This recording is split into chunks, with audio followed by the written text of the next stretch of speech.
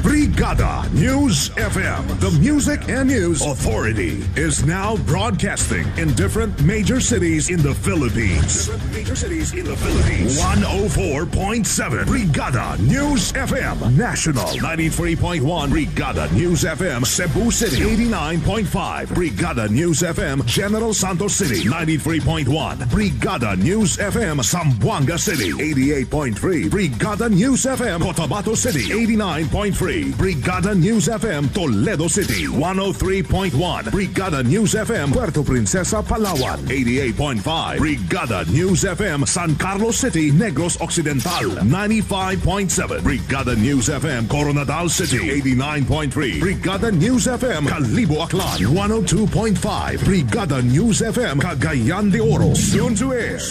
Brigada News FM radio stations that will embrace and get the airwaves in other cities in the country. 102.9 Brigada News FM Daet Camarines Norte, 93.5 Brigada News FM Olongapo City, 97.5 Brigada News FM Kidapawan City, 102.9 Brigada News FM Tacloban City, 107.3 Brigada News FM Rojas City Capiz, 95.1 Brigada News FM Iligan City, 92.9 Brigada News FM Kawayan City, Isabela, 92.5 Brigada News FM Tuguegarao City, 90.9 Brigada News FM Bogo City, Brigada News FM Davao City, Brigada News FM Butuan City, Brigada News FM Surigao City, Brigada News FM Valencia City, Bukidnon, Brigada News FM Dumaguete City, Brigada News FM Bacolod City, Brigada News FM Iloilo City, Brigada News FM Baguio City, Brigada News FM, the music and news authority. Brigada Mass Media Corporation, now invading the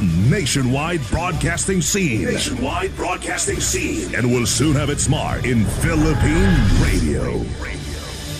One time, the new Filipino time, alas 12:01 na mga kabrigada. That time check was brought to you by DriveMax Adult Herbal Capsule. Tatagal ka ba? Siksik sa mga bagong balita, rinig sa buong bansa. Narito na ang Brigada Balita Nationwide sa tanghali. Mula sa Brigada National Headquarters, narito sina Sandy Madarcos at Rocky Sigues. Ang programang ito ay hatid sa inyo ng DriveMax Adult Herbal Capsule. Tatagal ka ba? Brigada Balita Nationwide. Brigada News Headlines. Ang mga residenteng naapektuhan ng Bagyong Mario pumalo na sa 1 milyon ayon yan sa NDRRMC. Ilang rehiyon wala pa rin kuryente dahil kay Mario. Samantala ang gobyerno naman dumipensa sa abiso sa epekto ng Bagyong Mario. Mahigit 50,000 estudyante apektado ng pag-aaral dahil sa Mount Mayon. Samantalang send-off ceremony isasagawa sa ipapadalang Pinoy peacekeepers sa Haiti.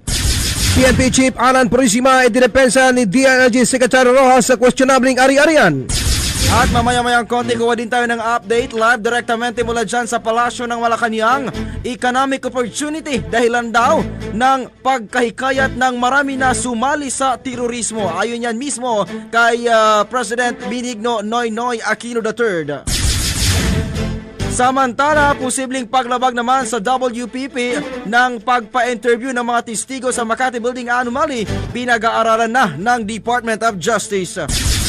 Magandang tanghali mga kabrigada, hatid ng Brigada News FM Philippines, ang Brigada Balita Nationwide na hatid sa atin ng Power Source Herbal Capsule at DriveMax Herbal Dietary Supplement Capsule. Live mula dito sa Brigada National Headquarters, kami ho ang inyong tagapaghatid balita. Brigada Sandy Madarcos. Ako naman, Brigada Rocky Sigues, araw ngayon ng Lunes, September 22, 2014. At ngayon sa detalye na ng ating mga balita.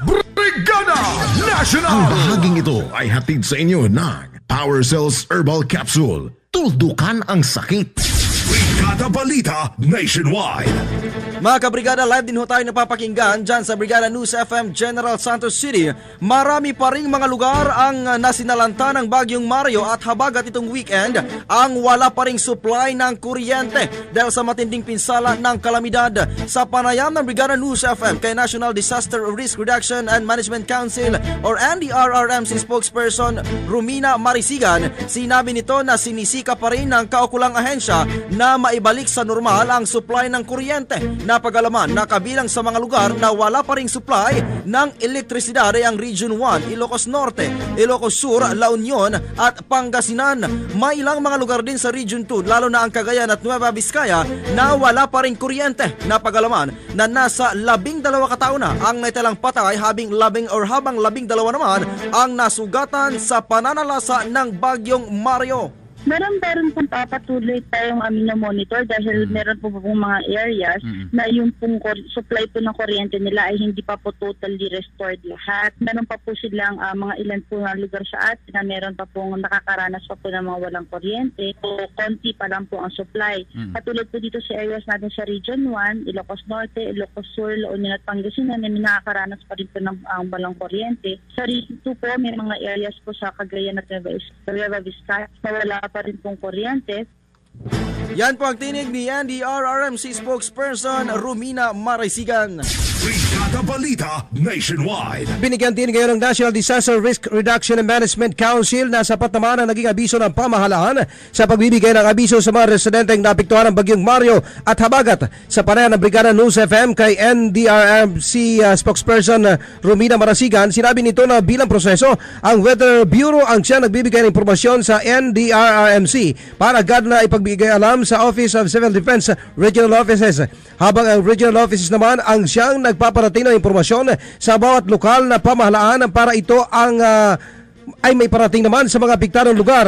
Ayon kay Marasigan, wala namang kulang sa pagbibigay ng abiso at impormasyon ang ahensya kaugnay sa posibilidad ng pinsala ng bagyo. Opo, kuya, para po dun sa pagbibigay ng kaalaman at babala sa ating mga kababayan tungkol po sa isang masungit na panahon o weather disturbance. Opo. Ang nangunguna po dyan ay yung ating Weather Bureau, yung ating Pag-asa. Ang Pag-asa po ay nagbibigay po ng report dito sa atin sa NDRRMC. At ang NDRRMC naman po, lalo na po may pagbabanta po na masungit na panahon. Opo. Ito po ay binibigay na natin ang report sa ating Office of Civil Defense Regional Offices. At sila naman po ay binababa po ito. Abot po ng mga disaster managers po natin, abot yan mula city, municipio hanggang barangay po para makapagbigay alam po sa ating mga kababayan. Brigada Balita Nationwide. Samantala, target naman ngayon ng pamahalaan na matapos ang clearing operation sa mga lugar na naapektuhan ng mga Bagyong Mario sa Ilocos, Central Luzon, Calabar Zone areas, Mimaropa at Metro Manila. Ayon sa National Disaster Risk Reduction and Management Council, inaasahan na may babalik na rin ang lahat ng supply ng kuryente sa mga naapektuhang lugar. Inihayag ni NDRRMC Executive Director Alexander Pama nitong umaga lamang, sinabi nito na nasa 161,000 katao na ang nananatili ngayon sa mga evacuation centers mula sa siyam na mga rehiyon. Una rito, nakapagtala ng ahensya ng 12 patay samantalang 12 sugatan naman, habang 2 naman ang patuloy pang pinaghahanap.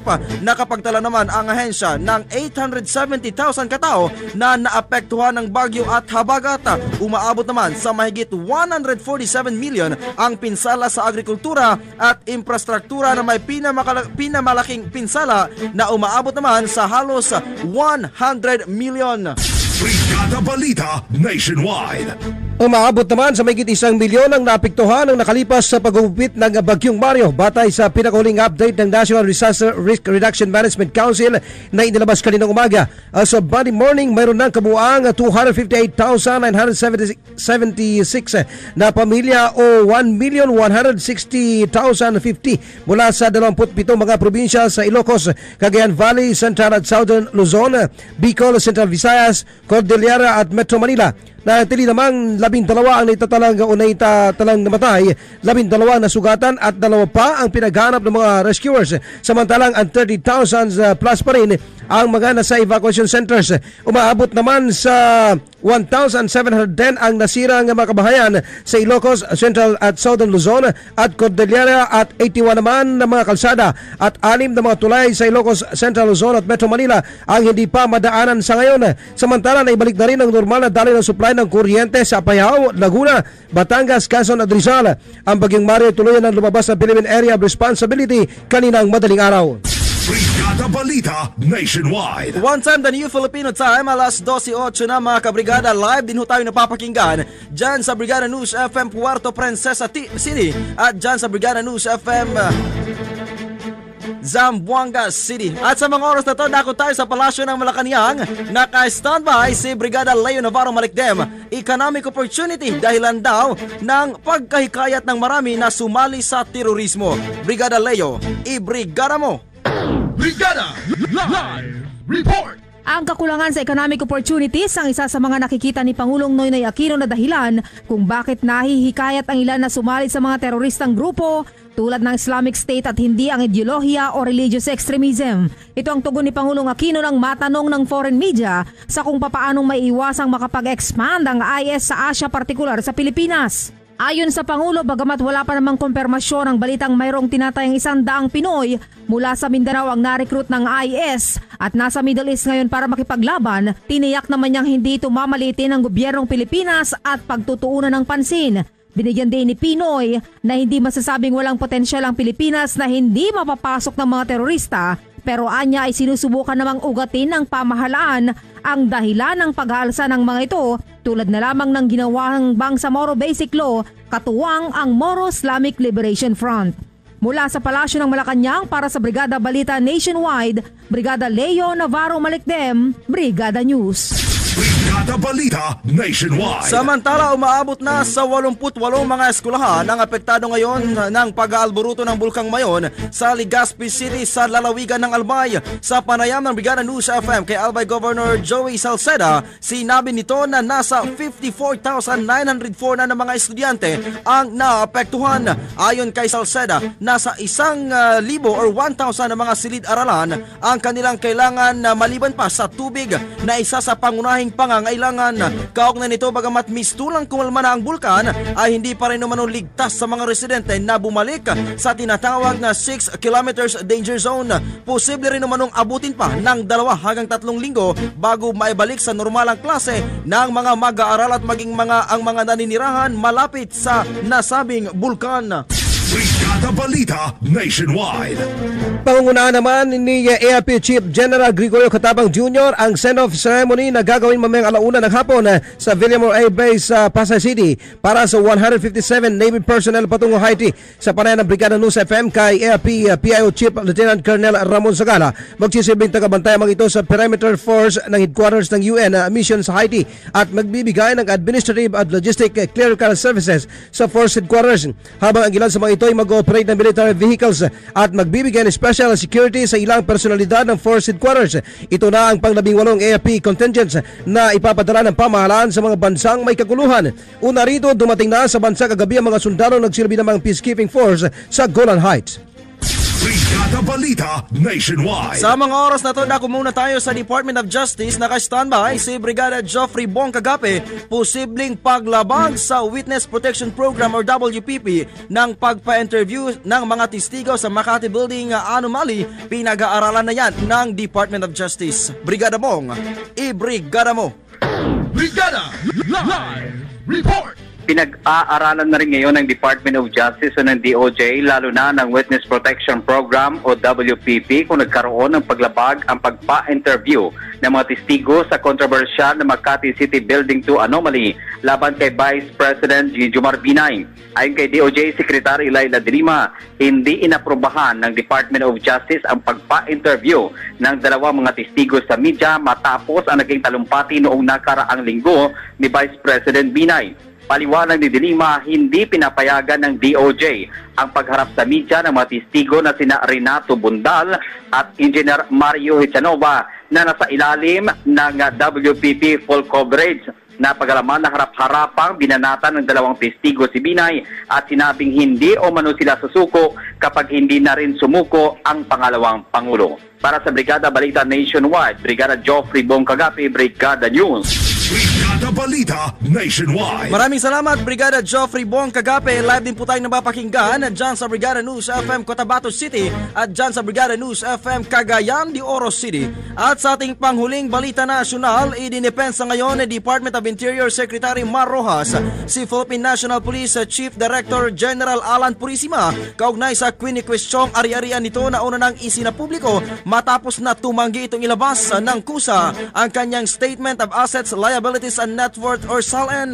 Kasunod na rin ito ng pagbubunyag sa umano'y Maragang Rest House or Magarang Rest House nito sa San Leonardo sa Nueva Ecija, maliban pa sa poultry farm at a crushing plant sa Cabanatuan City. Sinabi ni Rojas, bahala na lamang si Purisima na sumagot at magpaliwanag kaugnay sa nasabing usapin. Kumpiyansa naman ang kalihim na mapapawalang or may papaliwanag ng maayos ni PNP Chief ang inaangkin nitong yaman. Sa kabila nito, tiniyak pa rin ang opisyal na tuloy pa rin ang isusulong na lifestyle check para sa lahat ng mga opisyal ng pambansang pulisya hanggang sa may pinakahabang posisyon sa Philippine National Police. Brigada Balita Nationwide. Mga kabrigada, yan po ang unang bahagi ng ating pagbabalita para sa Brigada Balita Nationwide na hatido sa inyo ng Power Cells Herbal Capsule at DriveMax Herbal Dietary Supplement Capsule at live mula dito sa Brigada National Headquarters sa araw ho ito ng Lunes, September 22, 2014. Kami ho ang inyong naging tagapagbalita sa ngalan ni Brigada Sandy Madarcos. Ako naman, Brigada Rocky Sigues. One time the new Filipino time, alas 12:14 na mga kabrigada. That time check was brought to you by Power Cells Herbal Capsule. Tuldukan ang sakit. Kataw-anan!